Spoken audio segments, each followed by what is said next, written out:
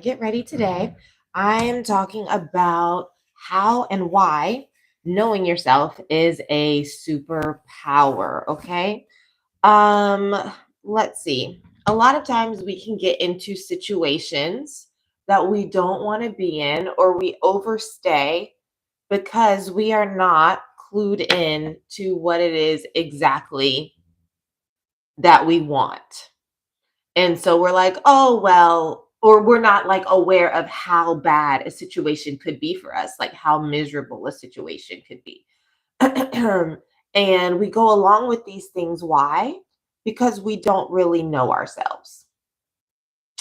And you could be like, well, what do you mean by that, Nikki? What do you mean we don't really know ourselves? I know who I am. I know my age. I know my name. But like, do you know what you really like? Do you know what you really don't like? Do you know what time of day you're at your best? Do you know what types of things drain your energy? Do you know what drives your passion? Do you know what hurts you more than anything else? Do you know what makes you feel betrayal? Do you know what you really need in relationships and what just really drains the flame out of the eyes for you? Do you know what people love about you and how they find you endearing, or in which element you operate that kind of rubs them the wrong way, and why, and where that came from, and blah blah blah blah blah. Like, these are the types of things that are really good to know, and they're your superpower, because when you are clear on these things, it's less likely that somebody else is going to be able to sell you their dream for you.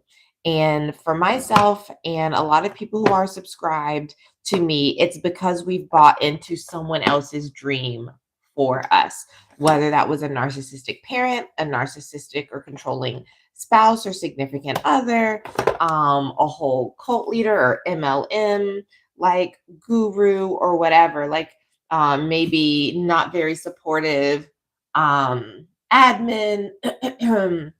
We just are in these situations that we're not really happy with and not really sure what to do about that, how to get out, yada, yada, yada. And so I present to you the notion. Um, in my essay, I will explain how knowing yourself truly and being confident in your identity and your likes and dislikes and strengths and areas for growth, how that is your superpower. Now, how can you get to know yourself? There are so many different ways, and a lot of them, especially for people who have been in religious cults, traumatic church environments, a lot of these things are demonized. And don't be so self-focused, don't be consumed with yourself. We all have one identity in Christ, or we should all be focused on the mission.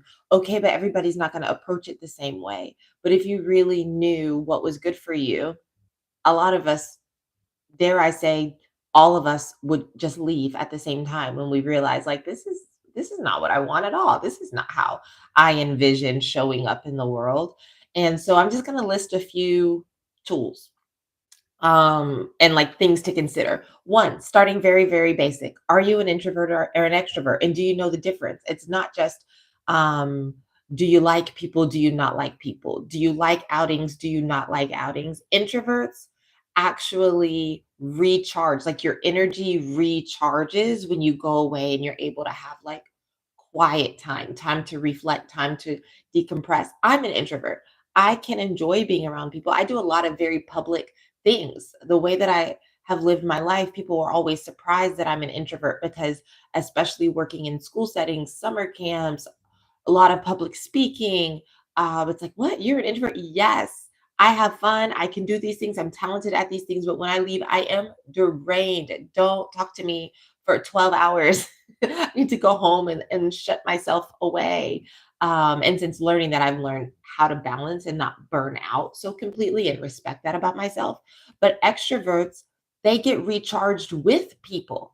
They love going to be with the people. They get people's energy, and it's like, oh my God, this is so fun. Let's do it again. Let's do it again. And then when they're home by themselves for too long, it can feel like the walls are closing in. So that's one. Are you an introvert or an extrovert? Do you enjoy being around all these people all the time? Or do you feel yourself getting drained? You need to retreat to recharge, and know that it's not a weakness of yours. It doesn't mean you're you're shy. It doesn't mean you're a Debbie Downer, a party pooper, or anything. And those are the narratives that people can feed you about yourself if you are not secure in knowing yourself. And if you're an extrovert, maybe a narrative that you could feed into is that you need people to feel secure, and you don't like to sit with your own thoughts. And while that may be true, it's not solely because you are an an extrovert. It's because that's where you get your energy. You know, need to go get your social battery refilled.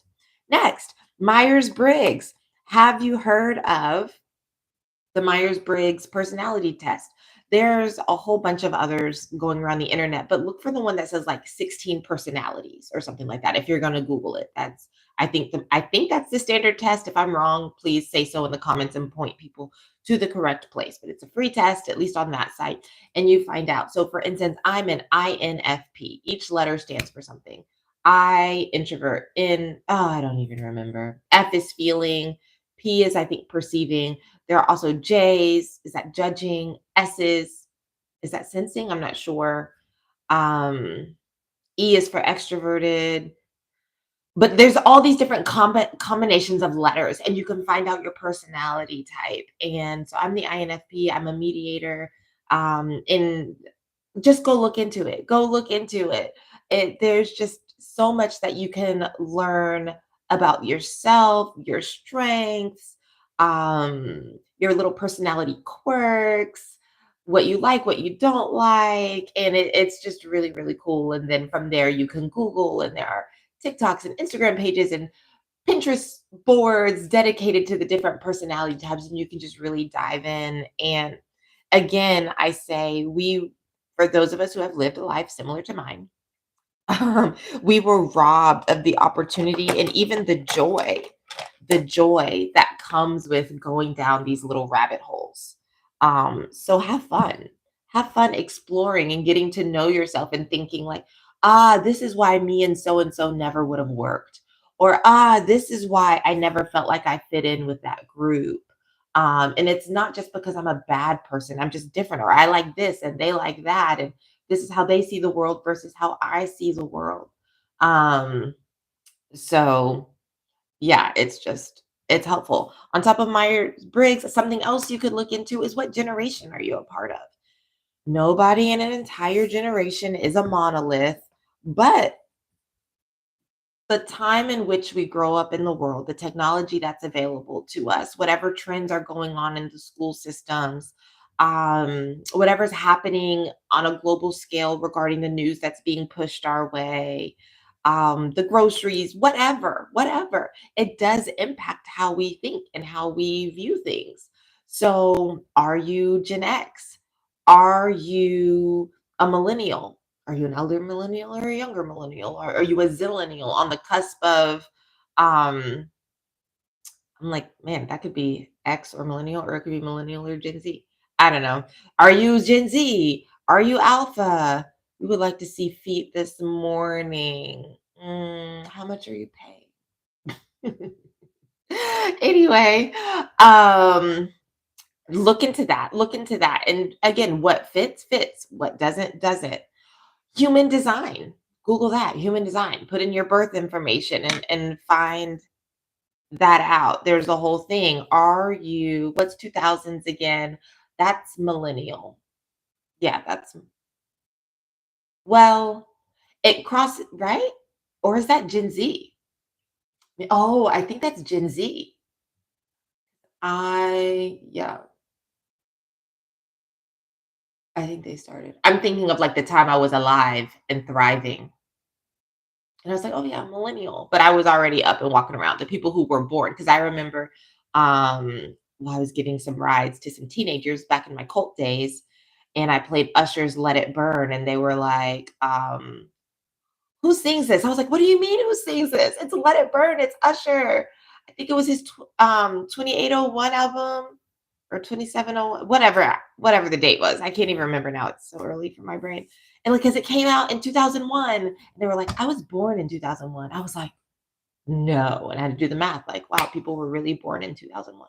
But anyway, okay, I did my blush, I did my bronzer, I did a little bit of shadow. I think I want to do a little more shadow, just a little color. I'm going to be on computer meetings. Nobody's even going to really be able to see it, but whatever. Here we go. It's for me. Do you feel bonita? And yeah, Andrew Tate. Andrew Tate. Mm-mm-mm. But okay, sorry. So look into that. Look into that. The human design. I talked about that. Go ahead and Google that. Look into that. That's interesting. Are you a projector? Are you a manifester? Are you a generator? And what is your authority? I have an emotional authority. And you won't even know what these things mean unless you look into it. But it's just getting to know yourself and how you move around the world and how to serve your best interest. And of course, you don't have to buy into everything and say like, "Oh, yes, this completely fits me," but it's a good starting place. It's something good to think about. I'm not half Filipino. Why do you ask? Do I look like I could be Filipino? I haven't heard that one yet. Um, okay, the DISC personality assessment analysis. Are you a D, an I, an S, a C? Are you on the cusp? Things like that. Now, here's another one. You may be into it, you may not. Astrology. And so people are like, I'm nothing like my sign. I'm nothing like my sign. Well, newsflash.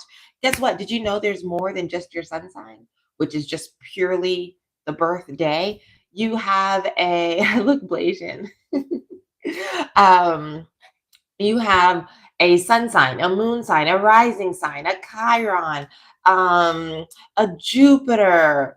You have a Mars, a Mercury, a Neptune. You have all of these things. Then you have houses, and you have house placements, and there are degrees too. And there's just so much to it. And so for people who are just like, well, I am a Capricorn, which is a very Capricorn thing to say, and I'm a Capricorn rising. So I'm a Capricorn and I'm nothing like a Capricorn. Well, do you know what your rising sign is?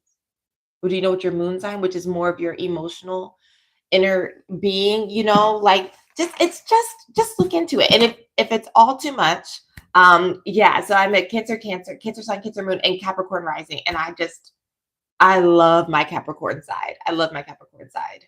Um, and I think I used to feel like my Cancer and my Capricorn fought each other. But now that I think I've matured and evolved more, I feel like my Capricorn placement protects my soft, squishy Cancer side. um, there's an app. It's called Astro Matrix, and I love it because it helped me figure all these things out. At first, it was a little. I didn't find it to be the most user friendly. Like I couldn't figure out all the tabs, but there have been some app updates, and I think it's gotten a little easier to navigate. Like since then, but you like click when you click on a placement or you click on a house or whatever, it gives you like all these paragraphs about what it means, and then you could even take that. So say you find out you're an Aquarius moon in the sixth house. What does that mean? You can click it, or you could even come on YouTube and type it in, or you could go to TikTok and the videos are really short and you just hear about it and it'll just send you down a rabbit hole. And you can just take it a little by little. And if you like it, you like it. If it resonates, it resonates. If it doesn't, it doesn't. And sometimes it doesn't really resonate because maybe you're not allowing yourself to be in your most authentic, like self-expressive place. Or maybe you just don't like it. And that is fine. And as someone who has come out of a cult, I am not in the business of telling you what to believe. I'm just giving you tools and things to look into. And I just know for me and a lot of my friends, um, when we looked more into astrology and saw how accurate it was, um, that we were like, no wonder the church doesn't want people looking at this because it's so empowering and enlightening. What's your question, Psych? Are you a millennial? Is your name is Psych? Or is that a cultural name somewhere and I'm just not aware? I don't want to make fun of you. Mm, why not homeless or broke people donate their blood for money instead of asking for a dollar? That is irrelevant to this live stream. But I do know I tried to give plasma this summer, and I found out the needles were really, really big, and I have I've been told small veins. Even when I go in for medical procedures, they have to use like really small and like butterfly needles and needles for like children and babies. And when the lady showed me um the needles and she said she never gives, the woman who was doing the intake says she never gives because of that. I was like, well, I guess I won't be doing plasma. Um, so I don't know everybody else, but that was my experience. Okay, so that was astrology. Go to Astromatrix and something else, something simple. You know those little those like infographics that can be on Facebook or wherever, and it's like this or that, beach or mountain, book or movie, um, jeans or sweatpants, chocolate or vanilla. You can even take time to look at those and think, what do I like? What do I prefer? Depending on where you are in this journey, you could start there. Pinterest boards, go on Pinterest. What do you like? What quotes do you like? What art do you like? Imagine that you were going to get your own place. Imagine if you could move away and start anywhere and furnish your place. What decorations would you like? And start pinning them and thinking about it. I had the opportunity to do that and also the necessity. Do you write everything you like down and store it somewhere? I'll answer that question in a minute. Let me finish this thought.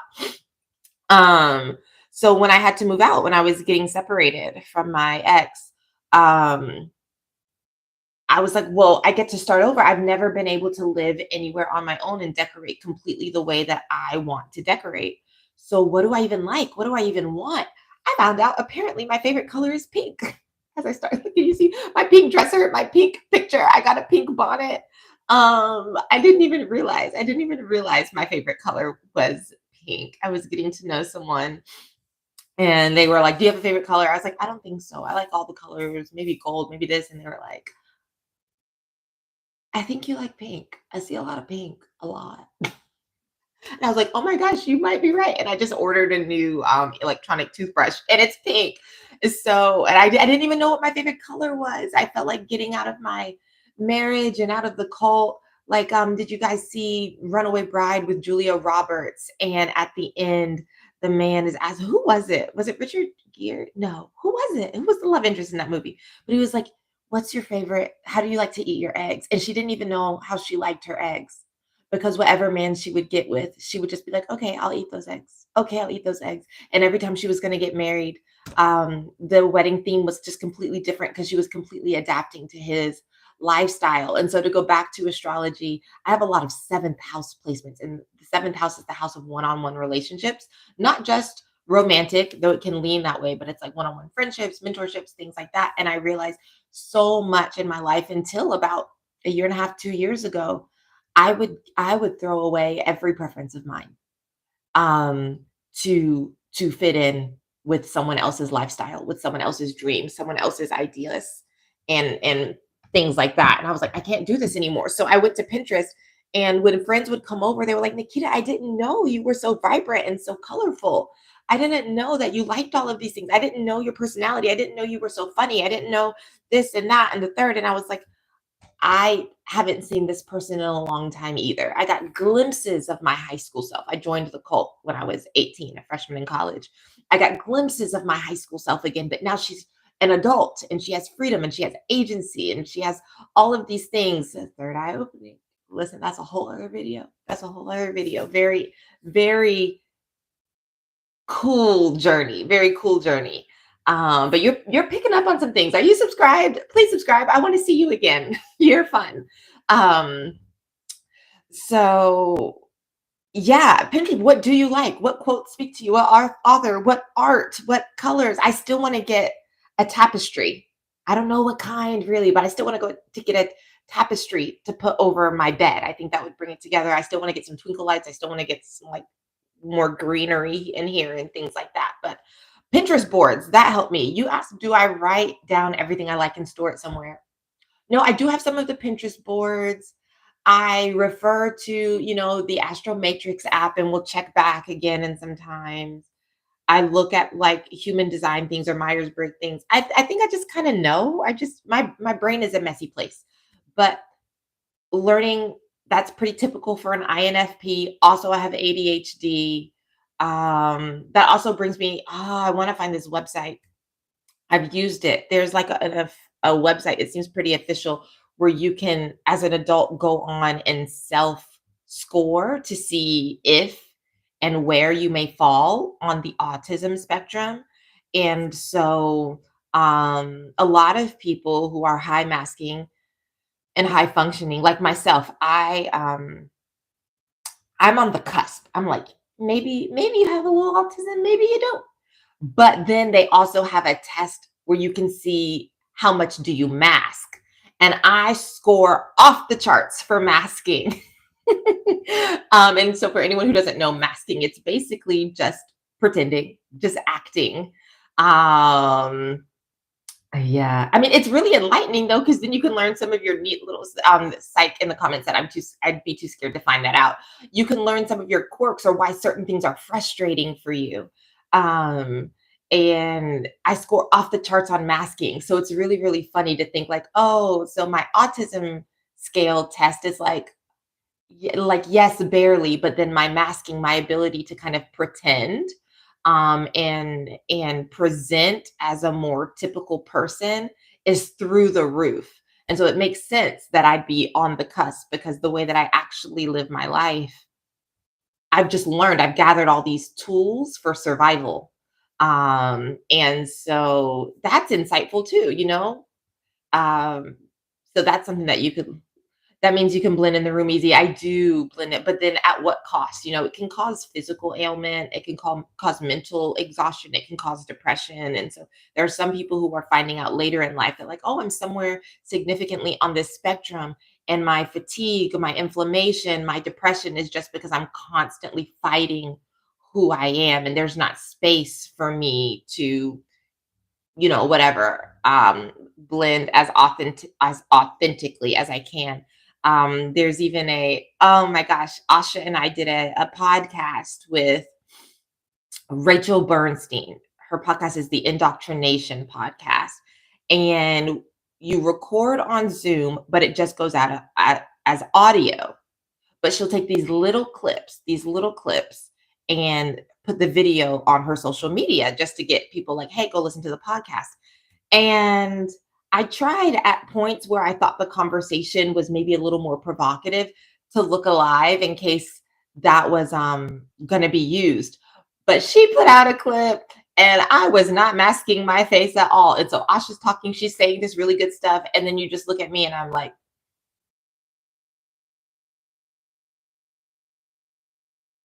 I'm just this is my non-masking face. Um, and I'll have to find it and see if I can repost it. Um, or maybe I just put it to my stories. I don't know. I'll have to see if I can find it. I was like, Rachel, you saw my face. You saw my face. Um, and so I showed it to Asha because I think this was at the time where I was taking the assessment and going down the TikTok rabbit hole. And for everyone who could come along and say like self-diagnosis, that's not a real thing. Okay. And the American healthcare system and screening the women and women of color for these things is also a joke. So leave us alone with the tools that we have to try to care for ourselves in the best way that we can. And so I showed it to Asha and Asha was like, oh yeah, that's really obvious. Or even so how you said how I blend in a room easily. One of the questions I think on that scale is like, do you operate off of scripts? Like, do you have a preconceived notion of like, this is how this interaction goes? When you meet someone, you say this. When you enter a room, you say this, and then you do this, and da da da da. And I was like, I don't know if I do that or not. And then one day I called Asha and she answered. I was like, hey, da da da da da da da, like just talking. And I was like, wait, did I say everything I was supposed to say at the beginning? And you said, was I supposed to say, was that polite?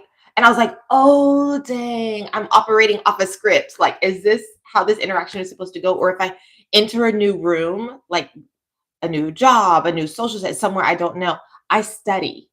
I look around. How are people greeting each other? What are the vibes?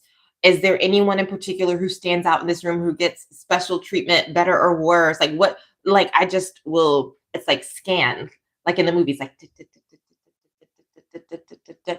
analysis complete. Hey, hi, I'm Nikita. Like, because that's the vibes are. Hello, nice to meet you. You just wing everything. I love that for you. I love that for you. It sounds so peaceful. Um, did I put this on already? I did already. So now I'm just chatting. So that's that. And I think those are my masking skills. But I remember being young and my grandfather being like, Nikita, you're a strange child. Or not fitting quite in with kids. And I'm like, that could be that. Um, yes. Okay, let's see. Pinterest boards, therapy. Obviously, if you can afford therapy, if you find a therapist that you like, go to therapy. There are different types of therapy. There's talk therapy. There's like the rapid eye movement. There is cognitive behavior. There's so much. There's so many different kinds. I'm not a therapist. Look into it. But that could be one. Figuring out like why am I like this? Why not? And you know. Even things down to thinking, how do you like to work out or not? I don't know if you know this. I have a black belt in Taekwondo. I've like done hard things and hard workouts. I've done Zumba. I've done um high interval, high intensity interval training. I've done all these different things. But I just realized at my age now, I just like to feel strong and grounded. I like to move my body. I like I like walking. I like walking trails. I might do a little medium intensity hike.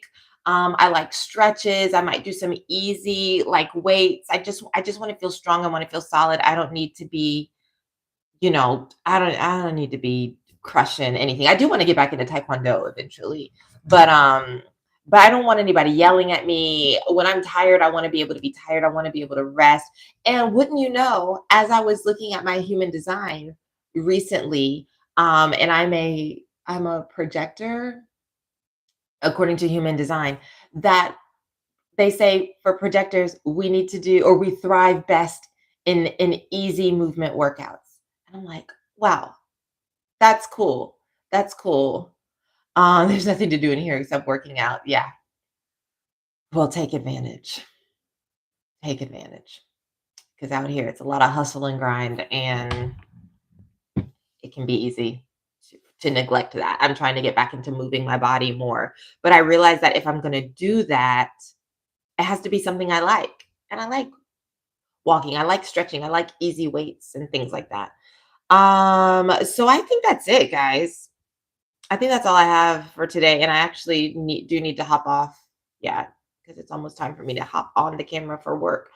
But psych, it was so nice getting to know you. I don't set a specific time and day. How very ADHD and INFP of me. Um, I fit it in where I can. I find I feel kind of stressed out and confined when I do that. It might help. On weeks that I have my son, because he has to be at school so early, I will just set in my mind after I drop him off, I'm gonna work out and then I can get started with the rest of my day. Weeks I don't have him, I'm able to be a little more loosey goosey. So I don't set a specific time and day. And I'm trying to reconcile that with myself that I like a flow, but I also need structure. Thoughts and prayers, guys, for that. Trying to reconcile that. But I think that's also part of rebounding from such a rigid cult. When my time is my own, what do I do with it? Yay! It'll be good to see you again. Nice, not just talking to myself. But all right, guys. Stay safe and stay free. Every day is a good day to not be in a cult.